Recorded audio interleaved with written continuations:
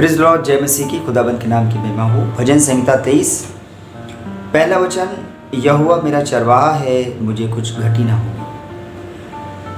दूसरा वचन, वह मुझे हरी हरी चराइयों में बैठाता है, वह मुझे सुखदाई जल के झरने के पास ले चलता है। आसमान का खुदा जिसका चरवाहा हो, उसे घटी हो ही नहीं सकती। भेड़ को चराने वाला चरवाहा उसकी निगहबानी करता है, उसकी रखवाली करता है, उसको रास्ता दिखलाता है और उसे दूसरे जानवरों से भी सुरक्षित रखता है। और अगर हमारा चरवाहा हमारा आसमान का खुदा हो जाए तो प्रेज़ द लॉर्ड, क्या बात है। फिर तो किसी बात की घटी ही नहीं हो। बीमारी आपके पास आएगी नहीं, कर्जदारी या कर्जे होने का सवाल ही नहीं उठता है, परिस्थितियाँ खराब होंगी नहीं, क्योंकि यहोवा मेरा चरवाहा है। लेकिन किसकी निगहबानी आसमान का खुदा करेगा? यहोवा किसकी चरवाही करेगा, किसका चरवाहा बनेगा? वो जिसने पूरी दुनिया को बनाया, जिसकी आत्मा हमारे अंदर है, वो हमारा चरवाहा बनेगा। कितनी बड़ी बात है, सोचिए इसको, महसूस करिए कि यहोवा हमारा चरवाहा होगा और मुझे किसी वस्तु की घटी ना होगी। जब यहोवा हमारा चरवाहा हो जाएगा तो किसी वस्तु की घटी होगी ही नहीं, हो ही नहीं सकती। लेकिन यहोवा हमारा चरवाहा बनेगा कब, ये बहुत ज़रूरी है हमारे लिए और आपके लिए। जब हम उसकी चरवाई की भेड़ें होंगे, और उसकी भेड़ बनने के लिए हमको बहुत सारी चीज़ों से अपने मन को हटाना पड़ेगा। मन को हलीम बनाना पड़ेगा, नम्र बनाना पड़ेगा, दीन बनाना पड़ेगा, बुराई से दूर रहना पड़ेगा, चालाकी, उल्टी सीधी बातें अपने हृदय से निकालना पड़ेगा। कोई हमारे दिल को दुखाता है तो उसे क्षमा करना पड़ेगा।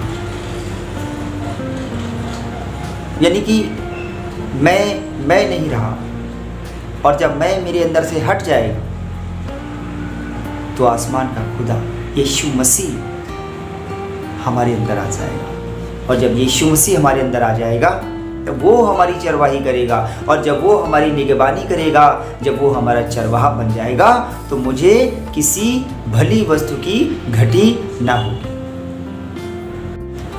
दूसरी आयत कहती है कि वह मुझे हरी हरी चराइयों में बैठाता है, वह मुझे सुखदाई जल के झरने के पास ले चलता है। जब आसमान का खुदा हमको चलाएगा और जब आपको चलाएगा तो वो हरी हरी चराइयों में बैठाएगा, यानी कि आपको बहुत अच्छी अच्छी वस्तुएं खाने को मिलेंगी। आप फ्लरिश होंगे, अपने जीवन में तरक्की करेंगे, आपको किसी वस्तु की घटी नहीं होगी। आप जिस जॉब प्रोफेशन में होंगे उसमें आपको उन्नति मिलेगी। और दूसरी वर्ष कहती है, वह मेरे जी में जी ले आता है, धर्म के मार्गों में वह अपने नाम के निमित्त मेरी अगुवाई करता है।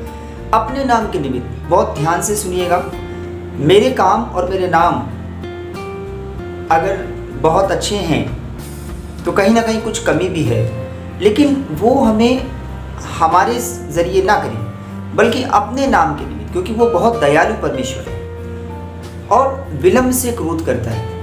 वह मेरे जी में जी ले आता है, धर्म के मार्गों में वह अपने नाम के निमित्त मेरी अगुवाई करता है। बहुत दयालु परमेश्वर है हमारा जिंदा खुदा, वो अपने नाम के निमित्त हमारी अगुवाई करता है। चौथी वर्ष कहती है, चाहे मैं घोर अंधकार से भरी हुई तराई में होकर चलूं तो भी हानि से ना डरूंगा, क्योंकि तू मेरे साथ रहता है, तेरे सोटे और तेरी लाठी से मुझे शांति मिलती है। देखिए, लाइफ में उतार चढ़ाव तो आता रहता है, और जब फ्लक्चुएशन होता है तो विश्वासी भाई बहन हमारे बहुत जल्दी घबरा जाते हैं। अरे अब क्या होगा, बीमारी आ गई, घबरा गए, कर्जे आ गए, कोई संकट की बात अचानक आ गई, परिस्थितियाँ खराब हो गई, तो सब सांसारिक चीज़ों में तुरंत मन लग जाता है। तो वहाँ पे चाहे मैं घोर अंधकार से भरी हुई तराइयों में होकर चलूं, घोर अंधकार मतलब जीवन में कुछ अच्छा नहीं है,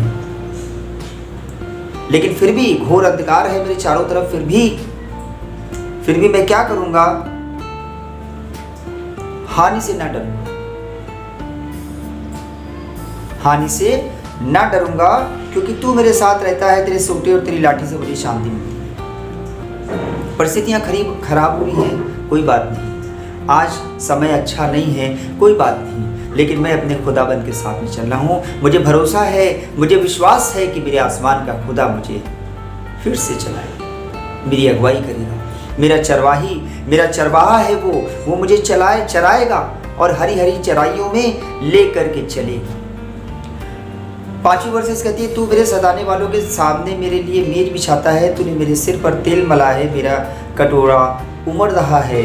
6ठी वर्ष कहती है, निश्चय भलाई और करुणा जीवन भर मेरे साथ बनी रहेगी, साथ साथ बनी रहेगी, और मैं यहोवा के धाम में सर्वदा वास करूंगा। चाहे कुछ भी हो जाए, मैं यहोवा के धाम में सर्वदा वास करूंगा, चाहे घोर अंधकार से भी होके चलूं। समय अच्छा नहीं है, लेकिन फिर भी मैं आसमान के खुदा को धन्यवाद दूंगा। परिस्थितियां अच्छी नहीं हैं, लोग कहते हैं भाई क्या बात है, बड़ी आप प्रार्थना करते हैं, आपका तो जिंदा खुदा है, आपकी प्रार्थनाओं का उत्तर देने वाला खुदा है, फिर क्या आपका जीवन बड़ा गड़बड़ा रहा है। लेकिन मुझे पता है, अगर मैं सही तरीके से चल रहा हूँ, ये अंधकार आया है, ये परीक्षा की घड़ी आई है, समय खराब हो गया है, लेकिन मैं अपने परमेश्वर का धन्यवाद दूंगा। मुझे पता है कि मेरा परमेश्वर मुझे हरी हरी चराइयों में लेकर के जरूर चलाए।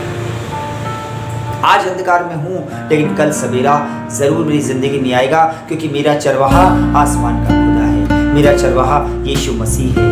आज वो मुझे सिखा रहा है, उसके पास सिखाने का कोई और रास्ता नहीं। जैसे चिड़िया जब अपने बच्चों को उड़ना सिखाती है तो धक्का दे देती है या उसे गिरा देती है ऊंचाइयों से, उसे भी लगता होगा ना तकलीफ कि मेरे बच्चे को चोट ना लग जाए, कहीं गिर जाएगा नीचे जमीन में, लेकिन फिर भी उसके पास कोई ऑप्शन नहीं होता है, कोई रास्ता नहीं होता है, वो उसे पुश कर देती है और उसी तरीके से वो उड़ना सीखता है।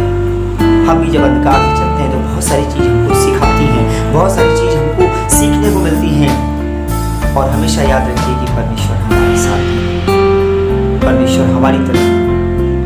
हम अपने आप को बदलें और नहीं बदल पा रहे हैं तो उससे प्रार्थना करें, परमेश्वर मेरे जीवन को बदल दे, मेरे जीवन को इस लायक बना दे परमेश्वर कि मैं तेरे सामने सच्चाई से खड़ा रह सकूं। जब हमारा खुदा हमें सिखाना शुरू करेगा तो हमें तैयार रहना। समय परिस्थितियां कितनी भी खराब हो, चाहे मैं घोर अंधकार में से भी होकर गुजरूं, तो भी मैं ना डरूंगा, क्योंकि मुझे भरोसा है कि मेरा खुदा मुझे लेकर के चलेगा, मेरी अगुवाई करेगा, क्योंकि वो मेरा चरवाहा। आज अगर अंधकार मेरे जीवन में आया है तो इसका मतलब ये नहीं है कि उजाला नहीं आएगा, इसका मतलब ये है कि हमें कुछ उन परिस्थितियों पे या अपने उन कामों पे ध्यान देना है कि कहाँ एनालाइज करना है कि कहाँ गड़बड़ी कहाँ हो, किस जगह मैं अपने जीवन में गड़बड़ी पैदा कर रहा हूँ, या ऐसे कौन से काम कर रहा हूँ जो मेरे खुदाबंद की आत्मा को शोकित करते हैं। अगर आप ये चीज़ जितनी जल्दी जान लेते,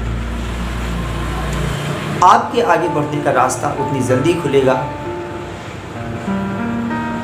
आत्मा आपको अगुवाई करेगी, आप बहुत जल्दी आगे बढ़ेंगे। लेकिन अगर आप अपने जीवन को एनालाइज नहीं करेंगे, अपने जीवन को देखेंगे नहीं, रीडिंग करिए, उसको देखिए कि कहाँ कहाँ मैं गड़बड़ी करता हूँ। और मैं सच बता दूँ, हर इंसान जानता है कि वो कहाँ गड़बड़ी करता है, उसको बहुत अच्छी तरीके से पता चलता है, उसे मालूम होता है कि जो ये काम कर रहा हूँ कहाँ कहाँ मैं गड़बड़ कर रहा हूँ, किन किन कामों से परमेश्वर की आत्मा शोकित होती है, उसे बहुत अच्छी तरीके से होता है। लेकिन उसे होता है चलो कोई बात नहीं, हम लोग तो इंसान हैं, सब चल जाता है, थोड़ा बहुत तो चलता है, ऐसा है। तो परमेश्वर भी जानता है कि हम लोग हम इंसान हैं, हमसे थोड़ी बहुत गलतियां हो जाती हैं। लेकिन सच्चाई, अपने आप को धोखे में मत रखिए, सच्चाई में चलिए, अपने आप को धोखे में मत रखिए। अगर आप ये चाहते हो कि आसमान का खुदा आपकी रहनुमाई करे, आसमान का खुदा आपकी अगुवाई करे, वो आपका चरवाहा बने, तो आप अपने जीवन को रीड करना पड़ेगा, देखना पड़ेगा कि मेरे जीवन में कहाँ कहाँ गड़बड़ी है। जितना बेहतर आप अपने जीवन को सुधारेंगे, उतनी जल्दी आप अंधकार से परमेश्वर आपको निकालेंगे। आप अपने आप को परमेश्वर के बनने के लायक कदम तो उठाइए। आप नहीं बन पा रहे हैं, मैं समझ रहा हूँ उस चीज़ को। प्रॉब्लम होती है कि एक शराबी तुरंत शराब नहीं छोड़ पाता है, लेकिन अगर वो छोड़ने की इच्छा रखता है हृदय में उसकी इच्छा है कि मैं इस नशे की वस्तु को हाथ नहीं लगाऊंगा, लेकिन मैं लगा देता हूँ क्योंकि मैं इसके बंधन में हूँ। तो खुदा इस चीज़ को जानता है कि वो आपको इस बंधन से मुक्त करेगा। तुम सत्य को जानते हो, सत्य तुम्हें आज़ाद करेगा। तुम एक कदम चलोगे, आसमान का खुदा तुम्हारे साथ 2 कदम चलेगा। चल के तो देखो, चलने की कोशिश तो करो, बदलने की कोशिश करो। देखो खुद नहीं बदल पाओगे तो वो असंभव को संभव करने वाला हमारा जिंदा खुदा हमारे साथ है। उसके लिए कुछ भी असंभव नहीं है, आप भी जानते हो। लेकिन आप शुरुआत तो आप करो। आपके हृदय में अगर मलाल है, आपके हृदय में कमी घटी है, आपका हृदय स्वच्छ नहीं है, आपके हृदय में अपवित्रता है, आपके हृदय में मलिनता है, आपके हृदय में गुबार है लोगों के लिए, आपका हृदय बुराइयों से भरा हुआ है, तो बहुत सारे लोग ऐसे हैं या बहुत सारे विश्वासी भाई बहन ऐसे हैं जो बहुत सालों से दुआ प्रार्थना कर रहे हैं। वो आज तक नहीं समझ पाए कि प्रॉब्लम कहाँ है। वो हमेशा दूसरों को देखते रहते हैं, बाहर के माहौल को देखते रहते हैं। सब कुछ हमारे अंदर है। हमारा खुदा जब हमारे अंदर आ जाएगा, जब वो हमारे अंदर से काम करना शुरू करेगा, हमारा हृदय फिल्टर होना शुरू हो जाएगा। हम अपने हृदय को जैसे जैसे शुद्ध करेंगे, मैं आपको बता दूं, परिस्थितियां आपके हिसाब से काम करना शुरू कर देंगी। जिन्हें आप कंट्रोल नहीं कर पा रहे हो, जिन्हें आप बदल नहीं पा रहे हो, आसमान का खुदा उन चीज़ों को बदल देगा। हर चीज़ आपके अकॉर्डिंग काम करना शुरू कर देगी, बशर्ते कि अपने जीवन को अपने खुदा के लायक बनाएं। जिन चीज़ों से हमारा खुदा घृणा करता है, जो चीज़ें उसकी नज़र में निंदित हैं, उन चीज़ों को हटा दीजिए। सफाई करिए, अपने हृदय की सफाई करिए, अपने हृदय के मकान की सफाई करिए। और देखिए, जैसे घर में गंदगी या जाले लग जाते हैं बहुत ज़्यादा, तो उसमें देखिए ना इन्फेक्शन पैदा हो जाता है, लोगों को सांस की बीमारियाँ पैदा हो जाती हैं, लोगों को तरह तरह की बीमारियाँ होने लग जाती हैं, स्किन डिसीज होने लग जाती हैं। तो ये सब घर की सफाई से जैसे सब करते हैं, सफाई करते हैं, ध्यान रखते हैं चीज़ों का, तो ये बीमारियां भी हमसे दूर हो जाती हैं। लेकिन उसी तरह जब हमारी आत्मा गंदी हो जाती है, हमारा हृदय अपवित्र हो जाता है, तो फिर हम प्रार्थना तो बहुत करते हैं, लेकिन हमको प्रार्थना का उत्तर मिलता नहीं। फिर हमारे लिए बहुत दिक्कत होता है। हम निराश अंदर से होते हैं, ऊपर से हंसते हैं, अंदर से तो निराशी होते हैं, क्योंकि हम जानते हैं कि ब्लेसिंग जब मिलेगी तो हमारे जीने में बदलाव आएगा, हम आगे बढ़ेंगे, तरक्की करेंगे। तो बदलाव हमारे लिए बहुत ज़रूरी है, और उसके लिए ज़रूरी है कि हम सबसे पहले अपने जीवन को अपने खुदावंत के लायक बनाएं। जय मसीह।